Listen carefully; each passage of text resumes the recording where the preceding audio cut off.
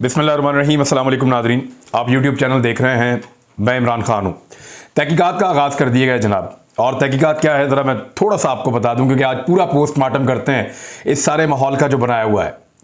मरियम नवाज़ साहिबा अपने ट्विटर के ऊपर जो कुछ भी लिखती हैं वो उसके लिए ज़िम्मेदार नहीं है, ना उन्हें कभी कोई पूछेगा।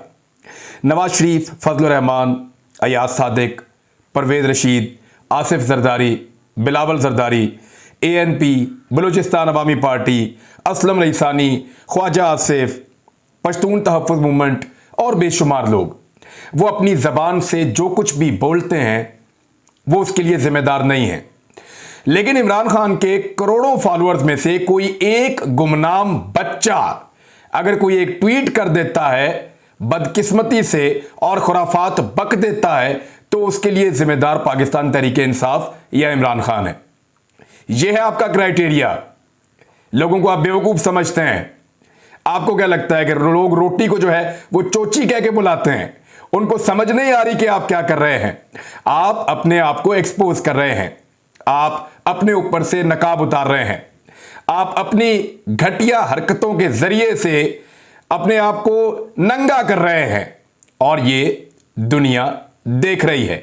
मैं एक ट्वीट आपको पढ़ के सुनाता हूं जो मरियम नवाज ने कही थी, फिर आपको सुनाऊंगा नवाज शरीफ ने क्या कहा था, क्योंकि हद होती है हर चीज की। यानी अब इंक्वायरियां की जाएंगी उन चीजों के ऊपर जिन चीजों की माजी में भरमार है और कभी किसी ने बात करना भी गवारा नहीं किया, सवाल भी नहीं उठाया, पूछा भी नहीं। मरियम नवाज साहिबा लिखती हैं और ये ट्वीट किया है जनाब जाहिद हामिद साहब ने। मैंने वहीं से इस ट्वीट को देखा है, उन्होंने स्क्रीनशॉट लेकर डाला है और मैं आपको पढ़ के सुना देता हूं जो मुबैना तौर पे उन्होंने जो ट्वीट किया हुआ है। Who was involved in 24/11 attacks and who sent those terrorists across the border? The world already knows it. Maryam Nawaz साहिबा फरमा रही हैं कि इंडिया में जो मुंबई अटैक हुए थे 26/11 को, ये कौन था जिसने उन दहशतगर्दों को सरहद के पार भेजा था? दुनिया पहले से ही सब जानती है। आपको पता है पूरी दुनिया ने इसका इल्जाम पाकिस्तान की फौज पे, पाकिस्तान के आला अस्करी इदारों के ऊपर लगाया था और यह कहा था कि पाकिस्तान जो है वो इसके अंदर इन्वॉल्व है, रियासत पाकिस्तान को इन्वॉल्व किया गया था और यहां से नाता उनका जोड़ा था। यहां पे जियो ने उसके ऊपर काम किया था जिसपे उस दौर के अंदर बड़ी लेदे हुई थी। आगे क्या फरमाती हैं जो ज्यादा खतरनाक पार्ट है, वो कहती हैं but who killed their own children in APS attack. समझ आइए आपको? हु किल्ड, किसने कत्ल किया देयर ओन चिल्ड्रन, अपने ही बच्चों को, in APS attack. That truth is to be unleashed very soon. Be scared खलाई मखलूक, बी वेरी स्केयर्ड। खलाई मखलूक नवाज शरीफ साहब जो है पाकिस्तान की फौज को कहते थे कि हमारा मुकाबला इमरान खान से नहीं है, हमारा मुकाबला खलाई मखलूक से है, वो नजर नहीं आते, और इस तरह वो कहते थे और ये बहुत जबरदस्त आम है, सबको पता है। मरियम नवाज साहिबा कह रही हैं कौन था जिसने अपने बच्चों को खुद ही कत्ल कर दिया APS पे हमला करके, और ये सच भी बहुत जल्दी सामने आएगा।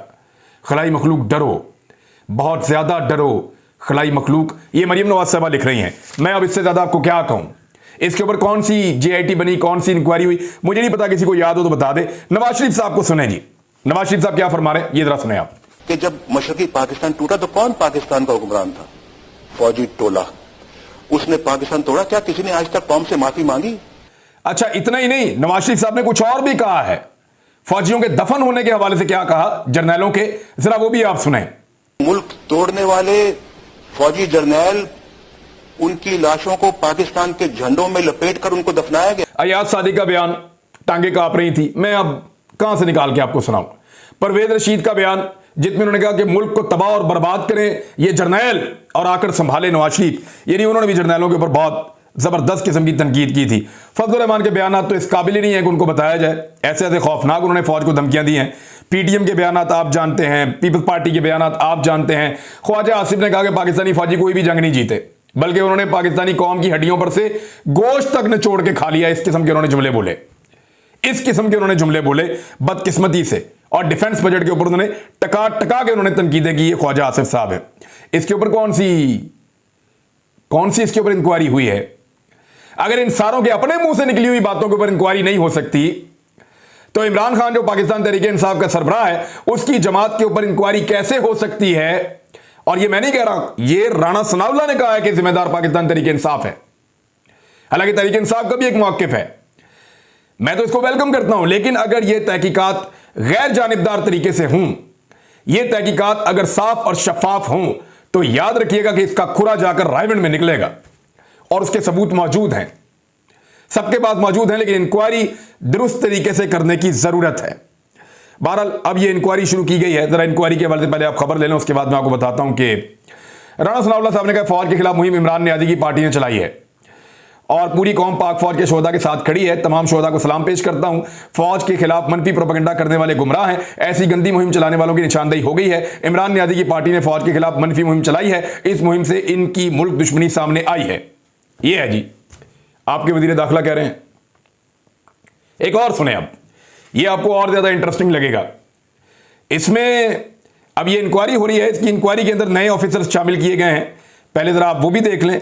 बलूचिस्तान हेलीकॉप्टर हादसे और शोहदा के खिलाफ प्रोपेगेंडा करने वालों के खिलाफ तहकीकात का आगाज, और इसमें जो ऑफिसर्स शामिल किए गए हैं उनमें FIA के लोग हैं, ISI के ऑफिसर हैं और IB के ऑफिसर हैं और दीगर 4 अफसरान जो हैं वो शामिल हैं FIA से, साइबर विंग से।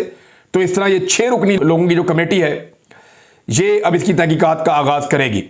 मुझे ये पता चला कि शायद मुझे भी बुलाएंगे, तो मैं इंतजार कर रहा हूं बड़ी बेसब्री से उस वक्त का जब ये कमेटी मुझे बुलाए और मैं इनको बताऊं और इनको सारे सबूत दिखाऊं कि कब कब कहां कहां किस किस ने अफवाज पाकिस्तान की तौहीन की है और उसके ऊपर क्या एक्शन आज तक FIA ने लिया है, वो चीजें इनके सामने रखी जाएं।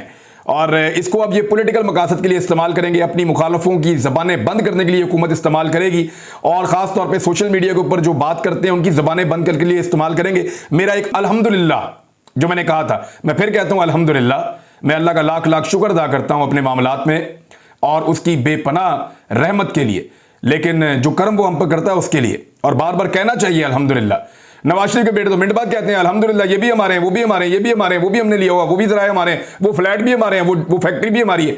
तो वो मैंने एक दफा अल्हम्दुलिल्लाह कह दिया, तो उसकी बुनियाद के ऊपर अब ये एक इंक्वायरी बिठाने जा रहे हैं, तो बिठाएं और बुलाएं।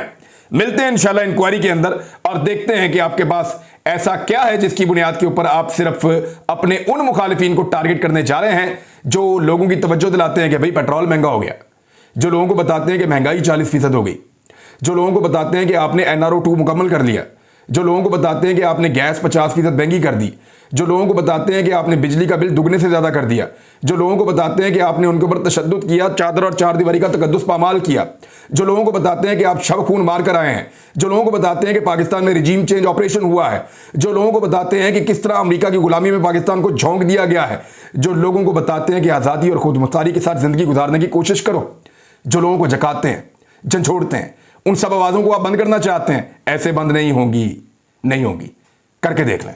इस पे शहबाज गिल साहब ने भी एक रद्दमल दिया है। उन्होंने कहा कि सदर मुमलिकत के खिलाफ भी प्रोपेगेंडा हुआ है। वो पाकिस्तान के वैसे अब सुप्रीम कमांडर हैं पाकिस्तान की फोर्सेस के, वाकई उनके खिलाफ भी प्रोपेगेंडा हुआ है और बड़ा घटिया प्रोपेगेंडा उनके खिलाफ किया गया है, जिसपे उनके हक में एक ट्रेंड भी बना था। और नून लीग के मीडिया सेल ने भी ये काम दिखाया है। उन्होंने ऐसे अकाउंट्स कुछ बनाए हुए हैं जिनको वो पाकिस्तान तहरीक इंसाफ का शो करते हैं और वहां से जाली ट्वीट्स करते हैं, और ये माजी में भी हो चुका है।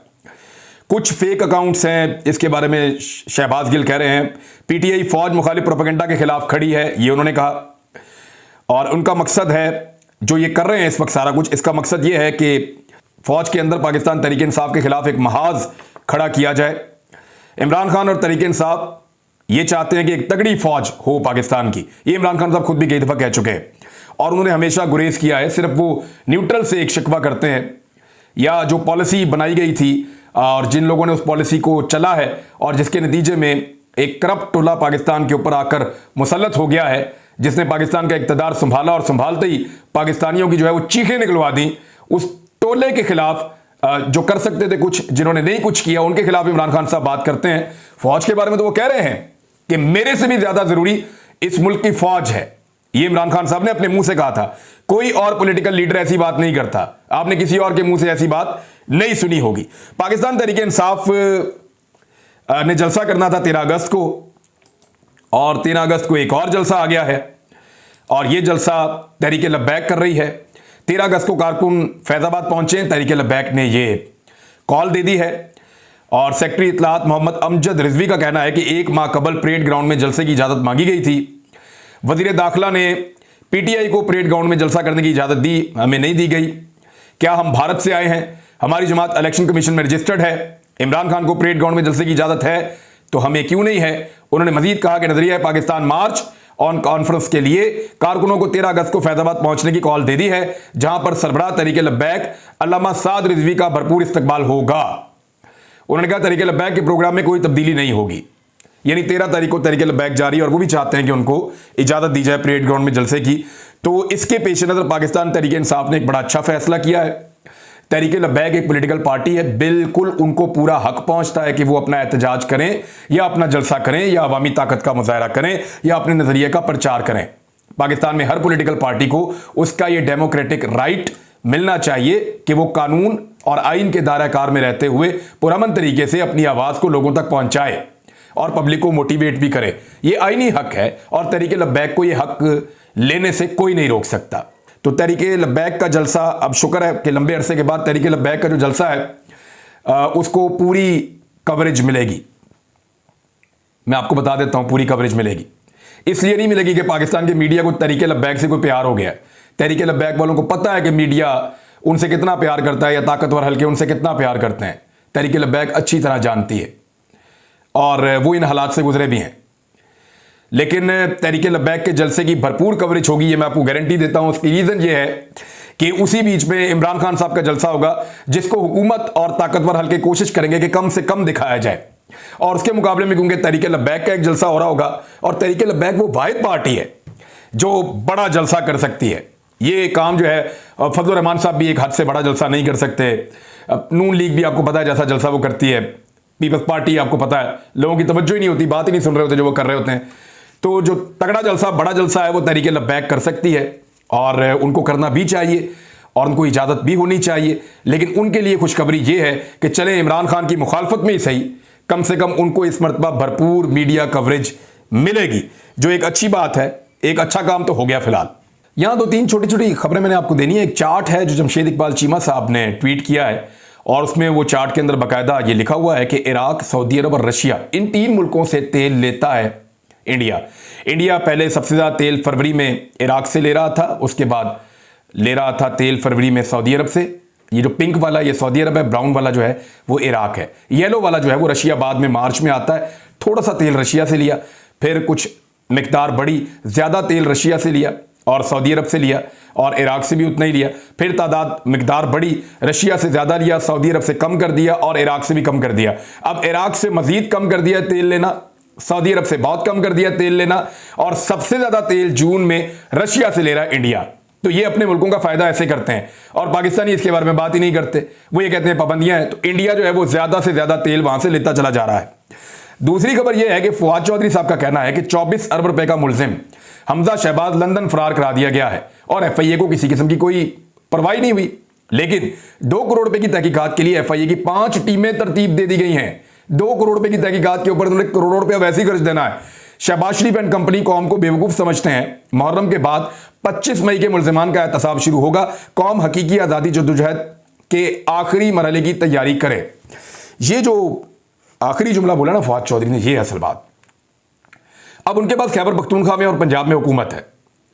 अगर वफाकी एजेंसियों को इस्तेमाल करते हुए वफाकी हुकूमत ने बाजू मरोड़ने की कोशिश की पाकिस्तान तहरीक इंसाफ और उसके कारकुनों का या उसके लीडर्स का, तो दूसरी जानिब पंजाब और खैबर पख्तूनख्वा में पीएमएलएन के जो लीडर्स हैं उनके बाजू भी मरोड़े जा सकते हैं और उनको भी तकलीफ में डाला जा सकता है और उनको तकलीफ का सामना करना पड़ सकता है। जबकि राणा सनाउल्लाह साहब ने भी धमकी दी है कि ममनुआ फंडिंग की तहकीकात में जो ताउन नहीं करेगा उसको गिरफ्तार करेंगे और उन्होंने कहा फॉरेन फंडिंग के मुजरिम 8 साल से बच रहे थे, अब हम उनको नहीं जाने देंगे और इनको गिरफ्तार करेंगे, इनको पकड़ेंगे। एक तरफ तो ये गुस्से की और जज्बात की सियासत चल रही है, दूसरी तरफ मैं आपसे सिर्फ पाकिस्तान तहरीक इंसाफ के चेयरमैन इमरान खान साहब की एक खबर आपको देता हूं। शहबाज गिल साहब ने बताई है, वैसे मैं आपको बता देता हूं, ये नज़ीर चौहान साहब के बारे में है जिन्होंने यहां पे नफरत का बाजार गर्म किया हुआ था और सरकारी ताकत को इस्तेमाल कर रहे थे अपने मुखालिफिन को दबाने के लिए। मैं उस दिन अदनान को, मरहूम को देखने के लिए हॉस्पिटल गया था, तो मैंने इनकी हालत देखी थी। जो शबीर गुज्जर और उनकी फैमिली के लोग वहाँ पे अस्पताल में मौजूद थे अपने बच्चे को देखने के लिए जिसको सर में लगी थी। तो कुछ भागे हुए थे, कुछ इधर उधर जा रहे थे, पुलिस के छापे पड़ रहे थे, तो नज़ीर चौहान उनके लिए एक हव्वा और खौफ की अलामत बना हुआ था। अब शहबाज गिल ने क्या लिखा है मैं बता देता हूँ आपको। खान से इश्क क्यों ना करे कोई, जिसने खान को 2 दफ़ा धोखा दिया, घटिया ज़बान इस्तेमाल की, नुकसान पहुंचाया। कल रात उनके घर की औरत हमारे एक लीडर के घर पहुंची और माफ़ी की तलब की। मुझे मैसेज आया, मैंने इमरान खान से रब्ता किया। तमाम ताकत होने के बावजूद खान ने एक लम्हे में कहा, अल्लाह माफ़ करने वालों को पसंद करता है, माएँ बहनें सबकी सांझी होती हैं, जो वो मांग रहे हैं हाँ कर दो और इज्जत और एहतराम से वापस भेजो। ये इमरान खान साहब ने कहा। और अगले दिन जो है वो सुबह उसी तरह हुआ। शबीर गुज्जर और बाकी सारे लोग पहुंचे और उन्होंने जाकर कहा कि हमने सुलह कर लिया है, ये मामला ख़त्म और नज़ीर चौहान की ज़मानत हो गई। ये है जी, इस तरह भी होती है पॉलिटिक्स। बहरहाल अगर बदला लेना है 17 साल के 18 साल के बच्चे की गलत हरकत को, जो बिल्कुल काबिल मुजम्मत है, घटिया तरीन हरकत है और किसी को हक नहीं पहुंचता कि वो ऐसा करे, अगर उस हरकत को आपने एक इतनी बड़ी पॉलिटिकल पार्टी और उसके लीडरशिप के आपने गले डालना है और बाकी सबको उनके मुंह से बोले हुए बयानात के ऊपर भी कुछ नहीं कहना है, तो ये दोगली पॉलिसी है। पाकिस्तानी देख रहे हैं, समझ भी रहे हैं। फिर जब मौका मिलेगा तो रिस्पॉन्ड भी करेंगे। जब रिस्पॉन्ड करेंगे फिर आपको दुख होगा, तो ऐसा ना करें। अब तक के लिए इतनी, अपना ख्याल रखिएगा, अपने इस चैनल का भी। अल्लाह हाफ़िज़।